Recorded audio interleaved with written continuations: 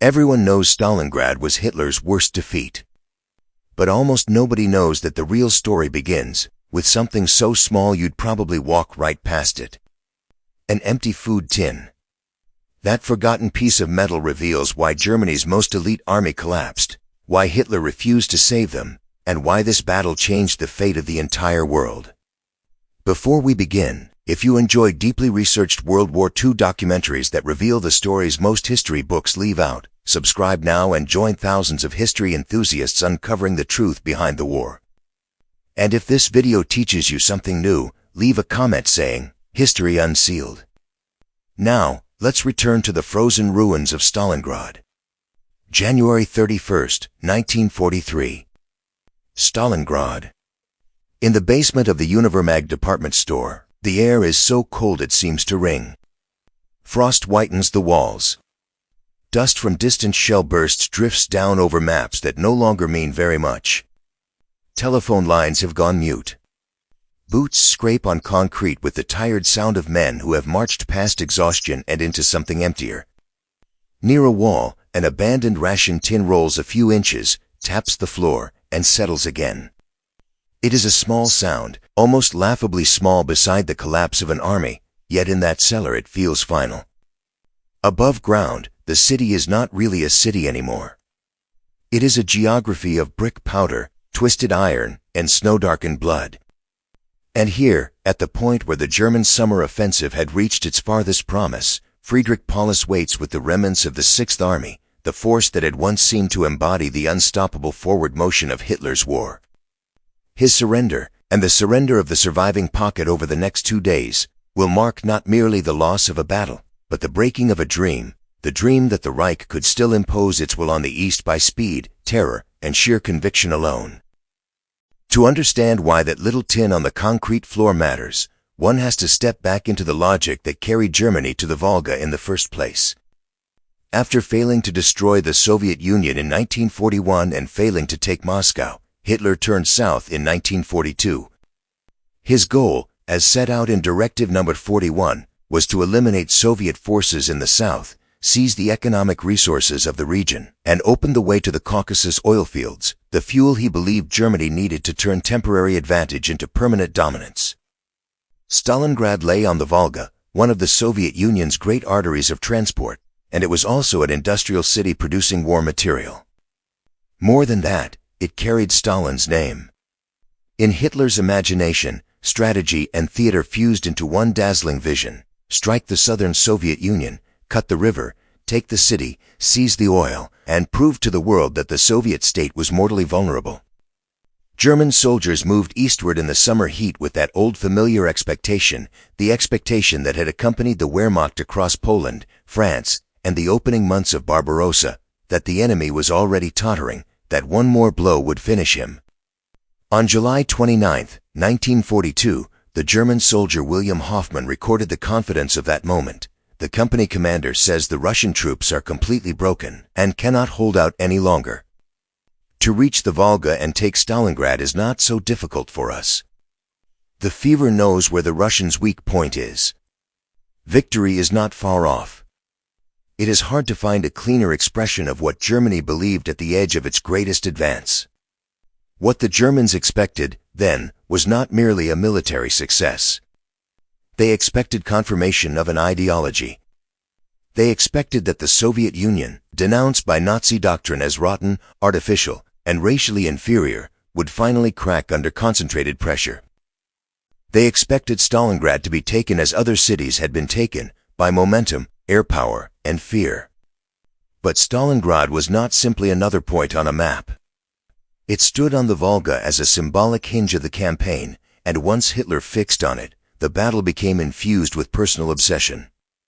History.com records that Hitler valued the city for propaganda as much as for strategy, and that he proclaimed that once it was taken its male inhabitants would be killed and its women deported. Soviet leaders, for their part, grasped immediately that surrendering the city would wound not just communications and industry, but prestige and morale. More than 400,000 civilians were still in or around the city as the battle began, many of them not evacuated in time. On August 23, 1942, German spearheads reached the northern suburbs while the Luftwaffe rained incendiaries onto the city, destroying much of it in a single day of fire. The bombing did not clear the way to easy conquest. It transformed streets into barricades, apartments into strongpoints, factories into fortresses, cellars into graves. Hoffmann wrote on September 1st with terrible simplicity, "The whole city is on fire. At the request of our command, German aircraft have bombarded Stalingrad." The line carries none of the triumph that July had promised. It sounds instead like the first recognition that fire obeys no ideology. It burns the target, but it also remakes the battlefield into something no one fully controls. In the rubble, another ration tin lies half buried under plaster and soot, a household object now stripped of domestic meaning, as if ordinary life itself had been blasted into metal fragments. That was the first great inversion of Stalingrad. German doctrine had been built on movement, concentration, and the operational elegance of the breakthrough. Yet the destruction wrought by German bombing helped produce exactly the kind of terrain in which those advantages bled away. The city became a battlefield measured in rooms, stairwells, workshops, embankments, furnace halls, and sewers. Soviet units clung to narrow strips along the Volga and crossed at night under shellfire. Workers not already tied to weapons production were pushed into the defense. Women dug trenches. Reinforcements came over the river into a city the Luftwaffe had tried to erase. Stalin's Order Number 227, "Not a Step Back," was not poetry, it was coercion sharpened into policy, and it helped define the brutality of Soviet resistance. Yet within that brutality there was also a new hardness of purpose. By the fall, with fewer than 20,000 troops and less than 100 tanks inside the city at one desperate stage, the Soviets still refused to let the German army convert superiority into certainty. The assault became what later memoirs and histories would render as a war of attrition in microscopic spaces. On Anthony Beever's site, a panzer officer's October 1942 line survives like a shard from the inferno: "Stalingrad is no longer a town. Animals flee this hell. The hardest stones cannot bear it for long, only men endure." That sentence is worth lingering over because it contains the emotional truth of the battle. German soldiers had expected a campaign. They found a furnace in which the categories of maneuver, timetable, and even sanity began to dissolve. The city, by being destroyed, became harder to conquer. All through September and October, the illusion of imminent victory survived in Berlin more easily than it survived on the ground. Hitler's 1942 offensive had already been overstretched by ambition. Army Group South had been divided between drives toward the Caucasus and toward the Volga, dispersing force at the very moment concentration was most necessary. As Paulus fought street by street inside Stalingrad, the flanks guarding the salient on the open steppe were held not primarily by first-rate German formations, but by Romanian, Hungarian, and Italian troops who were undermanned, undersupplied, and dangerously exposed. The city itself seemed almost within reach. German troops pushed the defenders back toward the Volga, sometimes to strips only a few hundred yards deep. Certain factory districts changed hands floor by floor. The river remained under deadly fire. From the perspective of German command, success looked maddeningly close. From the perspective of the men fighting for it, success felt like a hallucination receding as one advanced. This was the second great inversion.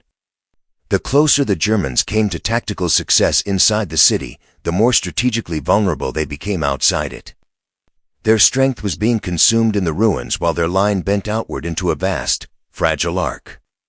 The ration tins of the 6th Army grew lighter.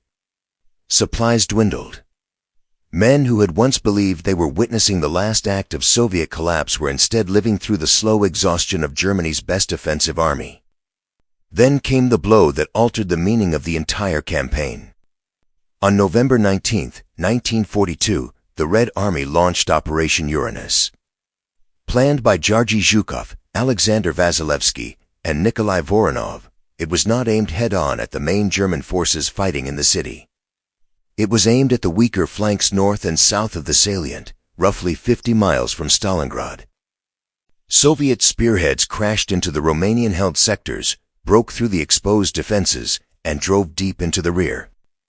By November 23, the two pincers linked up at Kalach, west of the city, sealing the encirclement. Nearly 300,000 German and Axis troops were trapped. The battle that Hitler had imagined as a decisive advance had become a cauldron. This was not merely a local reversal. It was proof that the Red Army had learned, adapted, and matured under catastrophe. Richard Overy later described the symbolic meaning with remarkable precision. Stalingrad was the point at which the Soviet people suddenly began to believe in themselves, the point at which suddenly the Germans are vulnerable, and the defeat of the Sixth Army became evidence that the Red Army has come of age. The Germans had expected a dying enemy. What emerged from the steppe was an enemy capable not only of enduring punishment, but of designing and executing a deep encirclement that turned German success into German entrapment. Encirclement forced the German high command into a decision that revealed the fatal logic of Hitler's rule. Paulus wanted freedom of movement. The professional instinct was to break out while some strength remained. Hitler refused. He declared that the Sixth Army would be supplied by air. Britannica notes that the Luftwaffe could deliver only a fraction of the necessary supplies. That dry phrase conceals a universe of suffering. It meant that ammunition could not be maintained, that fuel vanished, that horses were slaughtered, that frostbite spread, that wounds festered, that hunger dissolved discipline and dignity alike. The men trapped in the pocket had begun the summer offensive as the spearpoint of a continental empire. By December they were scavengers in a frozen ring of ruins. Hoffmann's diary, covering July 29 to December 26, records the full emotional descent more powerfully than any retrospective summary. On December 26 he wrote, "The horses have already been eaten. I would eat a cat, they say its meat is also tasty. The soldiers look like corpses or lunatics, looking for something to put in their mouths." There, in one line, the myth of German invincibility ends not in banners torn down by some grand speech, but in the search for scraps. The little tin returns again in imagination here, an empty German mess tin scraped with a spoon long after it has ceased to contain anything at all. Around the same winter, on the wider Eastern Front, the balance of material endurance was beginning to tilt in another direction. American Lend-Lease food would become a major support to the Soviet war effort. The National World War II Museum notes that in the first months of 1943, American produce accounted for 17% of Red Army calories and half the fats consumed by uniformed personnel, and that Spam, packed in tins, became part of that sustenance. Inside the pocket, German metal cans echoed with emptiness. Beyond it, Allied metal cans were crossing oceans full. The collapse unfolded in stages, and each stage stripped away another layer of illusion. Soviet forces tightened the ring. Operation Little Saturn widened the danger to Axis formations farther west. German attempts to relieve Stalingrad failed. Winter deepened. The men in the pocket were no longer an army in the offensive sense. They were fragments of battalions, islands of resistance, hospitals without heat, artillery units with too few shells, headquarters speaking in the grammar of duty while the body of the army fell apart beneath them. Yet Hitler still preferred ritual to reality. On January 30, 1943, he promoted Paulus to Field Marshal, a gesture widely understood as an appeal to death rather than surrender, since no German Field Marshal had previously been captured.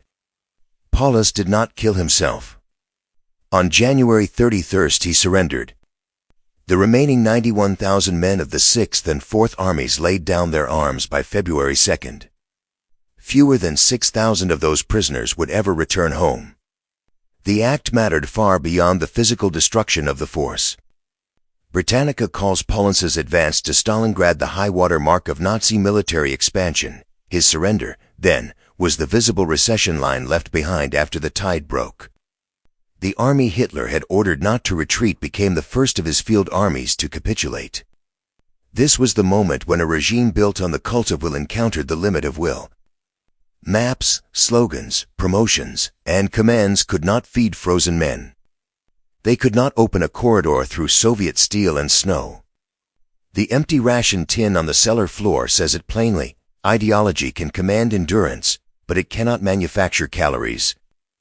Measured in lives, Stalingrad remains almost beyond comprehension. Britannica estimates total Axis casualties, German, Romanian, Italian, Hungarian, at more than 800,000 dead, wounded, missing, or captured. Soviet military losses are estimated at around 1,100,000. Some 40,000 civilians died. Those numbers do not merely establish scale, they explain why the battle lodged itself so deeply in 20th century memory. Stalingrad was not only a turning point.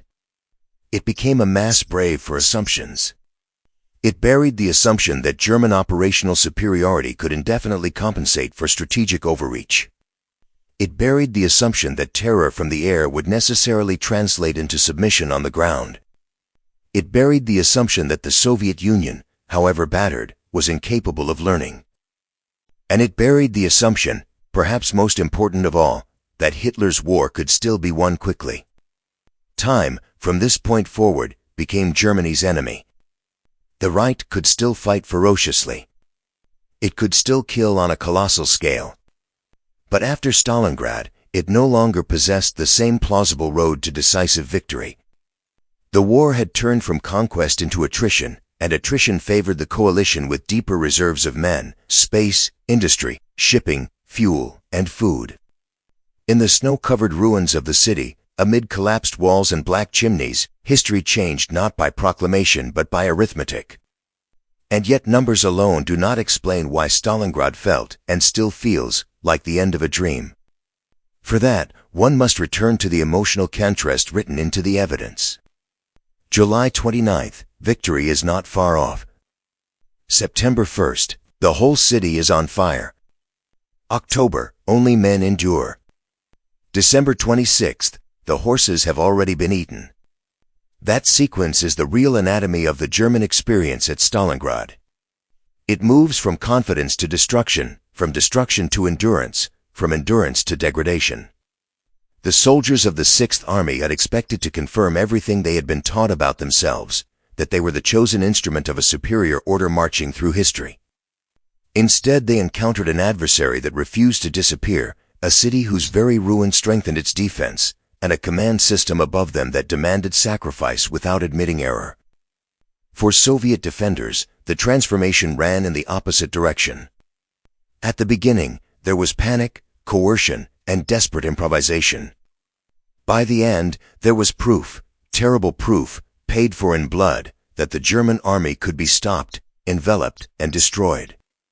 Overy's formulation matters here. Stalingrad was the point at which the Soviet people began to believe in themselves and the point at which the world understood the Germans were vulnerable. On Anthony Beevor's page, the battle is described as the first defeat of Hitler's territorial ambitions in Europe and the start of his decline. Between those two interpretations lies the deeper change in perception. A regime that had seemed to embody fate was shown to be mortal.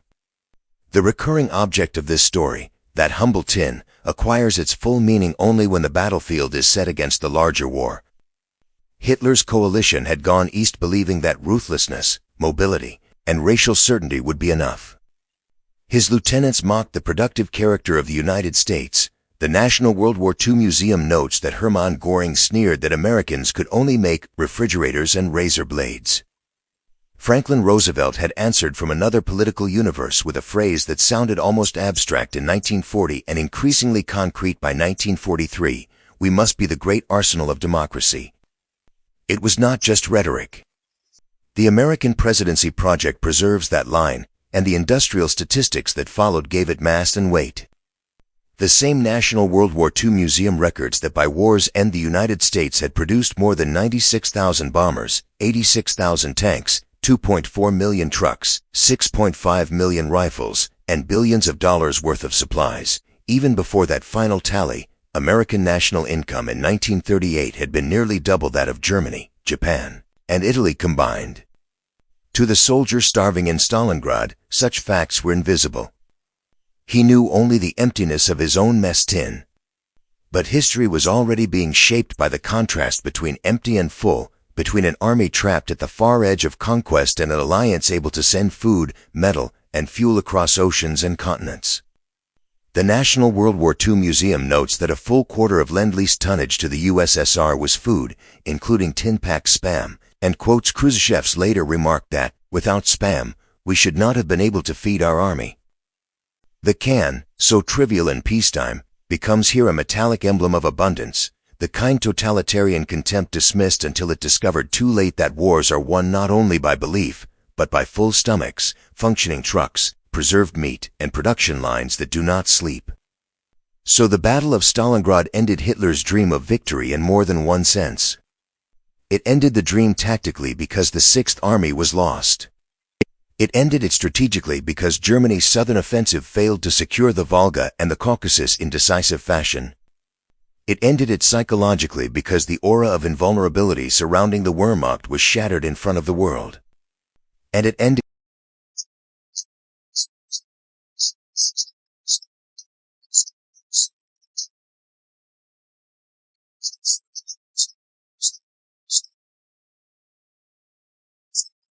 and a frozen surrender basement. The Soviet Union, for all its own cruelty and coercion, emerged from the battle with renewed confidence. The wider Allied coalition emerged with proof that Nazi expansion could be reversed. From then on, Germany would still kill, still ravage, still resist, but it would do so while moving through a world increasingly defined by forces it could no longer master: Soviet operational recovery, Anglo-American industrial abundance, the long mathematics of coalition war. In the end, Hitler's dream did not die with a single speech or even with a single surrender. It died in increments: in July confidence, in August fire, in November encirclement, in December hunger, in January frost. It died with the scrape of a spoon against an empty tin and with the knowledge, arriving too late, that somewhere beyond the horizon other tins were being filled, packed, shipped, stacked, and opened by the millions. And that is perhaps the larger truth Stalingrad leaves behind. Empires often imagine history as a matter of will alone, as though men can be fed on symbols and marched on myth forever. But freedom, abundance, and endurance have their own quiet material language. Sometimes they speak in vast things: shipyards, factories, railheads, river crossings, reserve armies. Sometimes they speak in humble things: a loaf, a truck part, a winter coat, a spoonful of fat, a little sealed tin of meat stamped far from the battlefield. In the ruins of Stalingrad, Hitler's empire discovered that conquest can terrify, but it cannot nourish; it can command death, but it cannot command reality to obey. The city on the Volga, burned into stone dust and snow, became the place where a dream of domination met the harder substance of human endurance and industrial time. Long after the guns fell quiet, one can still imagine that ration tin resting on the cellar floor, dull in the cold light, insignificant and absolute. Around it lies the wreckage of grandiose certainty. Within it echoes the simplest verdict of the war, that no ideology, however violent, can prevail forever against peoples who refuse to vanish and against a world whose deeper strength is measured not in slogans, but in what it can build, preserve, carry, share, and sustain.